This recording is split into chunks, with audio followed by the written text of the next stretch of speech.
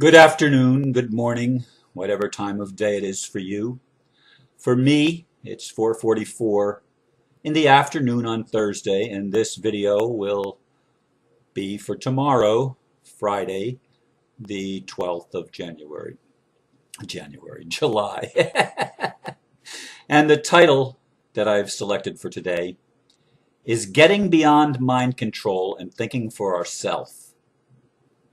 One of the hardest challenges of my life has been to stay true to myself despite what others say is right for me.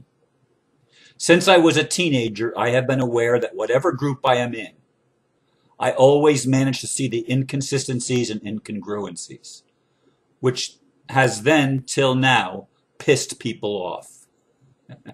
As the deacon asked me at 15, "Did you come here to learn or to make trouble?"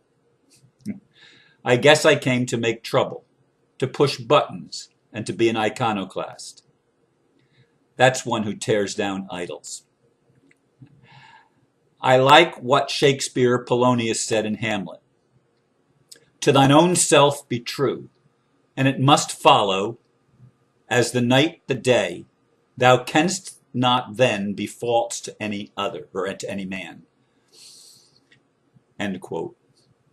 If that is true, and I believe it is, all those who can easily lie, steal, and cheat others are not being true to themselves. Getting beyond groupthink is surely a challenge for us all, at a time when conformity is seen as a societal value, albeit a false one. If we are going to think for ourselves, we first have to stop lying to ourselves. And that's another challenge. Because I hardly got any sleep last night, trying to get the video processed and up online with my conversation with Aristo, I ended up going to bed at 11 o'clock this morning, interrupted, of course, by 2 telephone calls, and I stayed in bed till a little after 3. When I got up and began in the afternoon what would be a normal morning routine for me, and I decided to go ahead and do a video at 4:44. There's been a lot going on in the past 24 hours.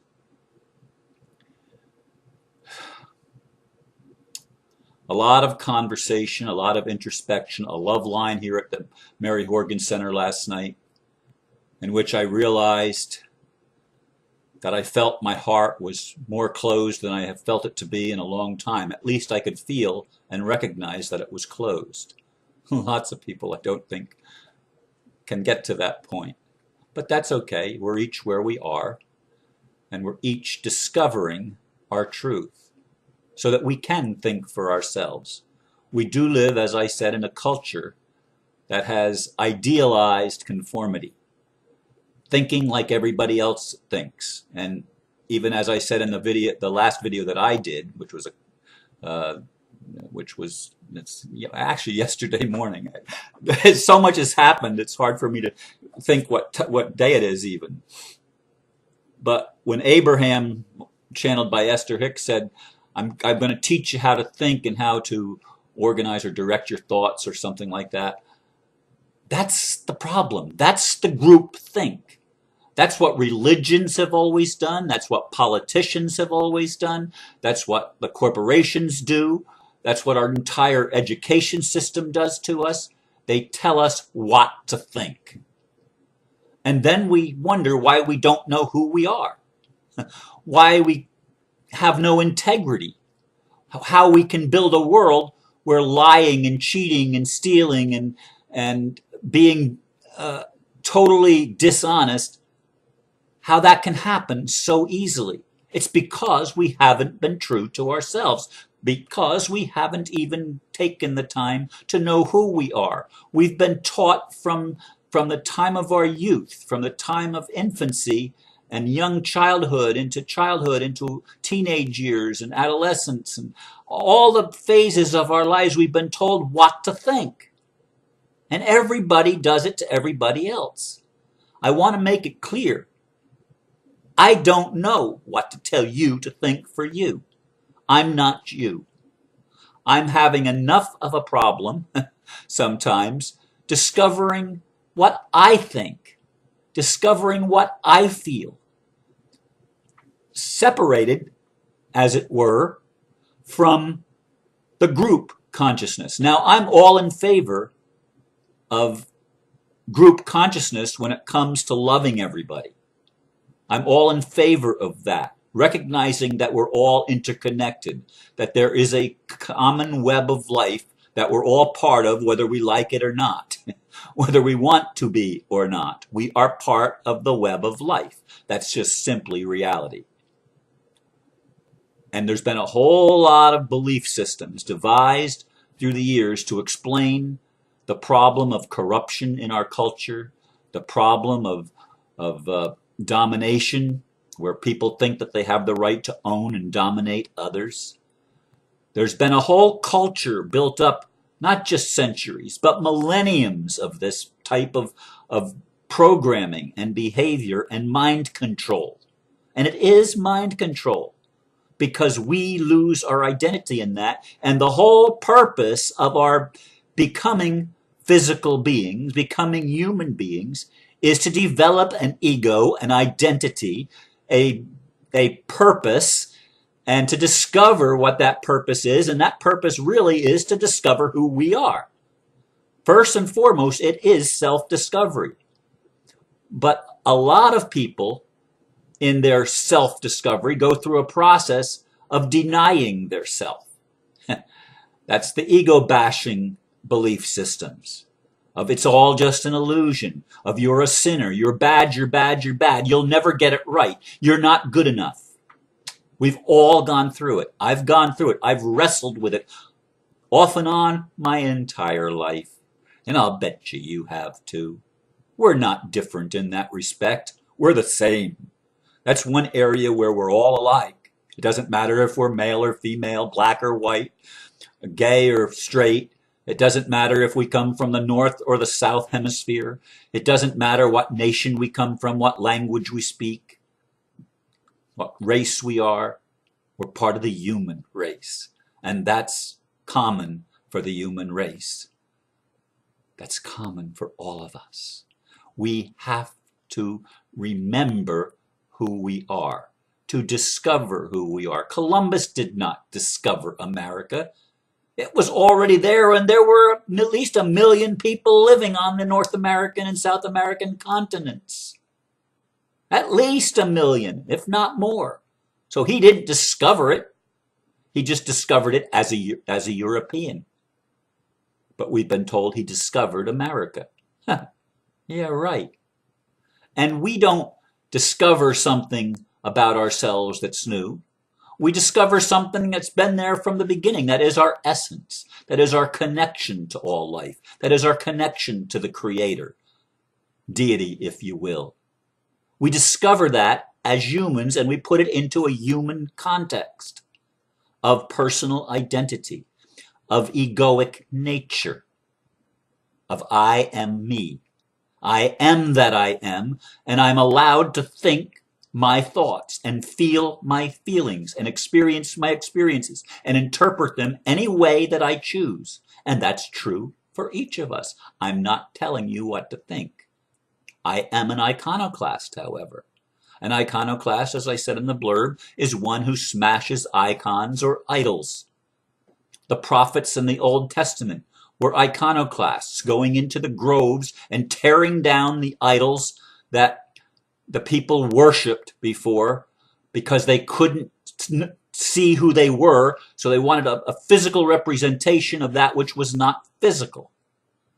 And the prophets wanted people to get it, that, hey, reality is beyond what we see.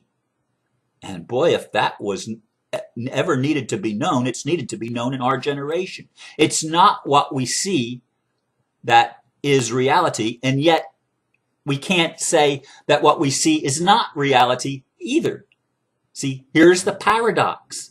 And I can't get beyond the paradox for me, because both of them are reality. The invisible world and the visible world are reality. Now, I know what the physicists say. I know what the mystics have said, that physical reality is an illusion. Scientifically, it's mostly just energy slowed down so that we can perceive it with 5 senses, and sometimes a few more. This makes knowing who we are and thinking for ourselves an extremely difficult process. It's not easy being me. And if you're honest with yourself, it's not easy being you. Many people would say to me, Ron, you're not at peace. How can you expect there to be peace in the world when you're not at peace with you? Well, I am more than just this. I am this.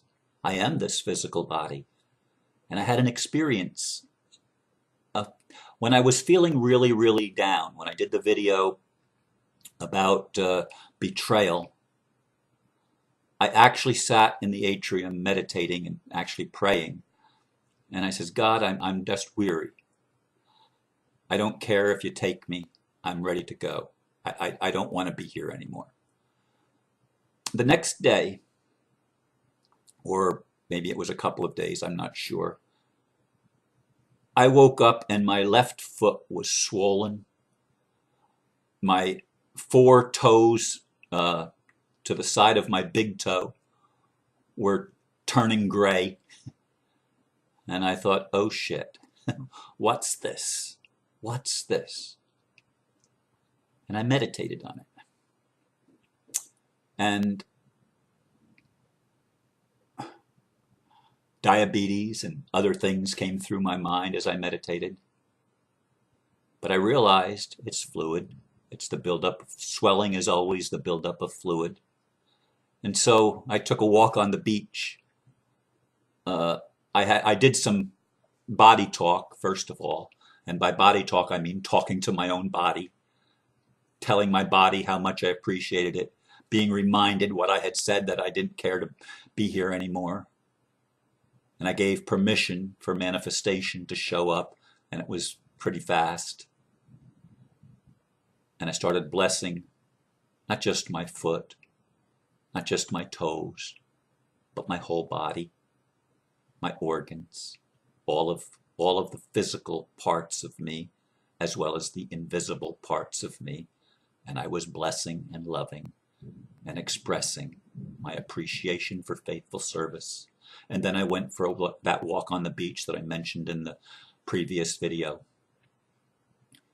And I walked through the ocean, letting the waves and the tide come up and bathe my feet, sometimes up close to my knees, and asking the ocean and the water, blessing it and asking it to take away the toxins and to cleanse my foot. By the next day, the swelling was gone, back to normal. The coloration was restored. I mean, just that fast. As fast as it came, it went. A demonstration that my senses could perceive of manifesting my reality and how powerful my words were to me. To me. They don't have to be powerful to you. Your words are the ones that need to be powerful for you. You're the one that needs to think your thoughts and feel your feelings and experience your experiences and be truthful about it. Not comply with the group think and the conventional wisdom of whatever group you think you're part of, whatever group you've been able to find identity with. But to say, I'm me, damn it. I'm me and I'm good enough. And I don't give a damn what you think about me. And when you get to that point, you begin. You're not free. You're only beginning to be free. Freedom is also a process. And we've lived in a world where freedom is not the reality. And people that say, I'm free. I live in the 5th dimension. I've escaped fear. I don't fear anything. No fear. Well, anytime I hear somebody say they have no fear, I think, boy, is that person deluded. I mean, they are clueless about who they are and what they're experiencing as human beings, they're clueless. They don't get it. Of course we're going to feel fear living in a world that has run on fear and guilt and shame and all of the negative emotions. It's run on it. The whole world has been there. And for anybody that's living a human life right now to say that they're not experiencing that, they've got to be, from my perspective, lying to themselves. They've got to be in self-deception and self-denial. They're not aware of who they are. They're not thinking for themselves. They're swallowing the New Age programming of think only positive thoughts, which means you have to separate yourself from every part of you that you consider negative, from all the shadow elements of your own being. And how are you ever going to become whole if you're separating and rejecting parts of yourself? People say you're not supposed to feel anger, that anger's bad. No, anger's wonderful. It's that part of you that's crying out, will you please pay attention to me? Will you please love me? It's the wounded inner child that wants attention and needs attention. And it's the adult's responsibility to love that inner child, that voice that cries out and throws tantrums sometimes because it doesn't get it, because it feels like it's being invalidated and it's not good enough. And the adult needs to take responsibility for the inner child, the wounded self, the wounded ego. And then we can become whole. We have a chance. We have a chance to finally think for ourselves and become who we were meant to be. Each of us a perfect and divine representation of love, of God, of the Creator, of the God and the Goddess, of the masculine and the feminine. We each become complete and fulfilled when we think for ourselves, when we are true to our own self, and we stop lying to ourselves and making excuses why we can't tell the truth. The truth shall set us free, and it's the only thing that can. But I want you to know that we will not find peace on this planet. And if we think we find it individually, we're lying to ourselves. We will not find it until we all find it together, until we all learn to be true to our own being. And then as day follows night, we cannot be false to another, to anyone else. Think on these things, and thank you for letting me share with you again. Namaste.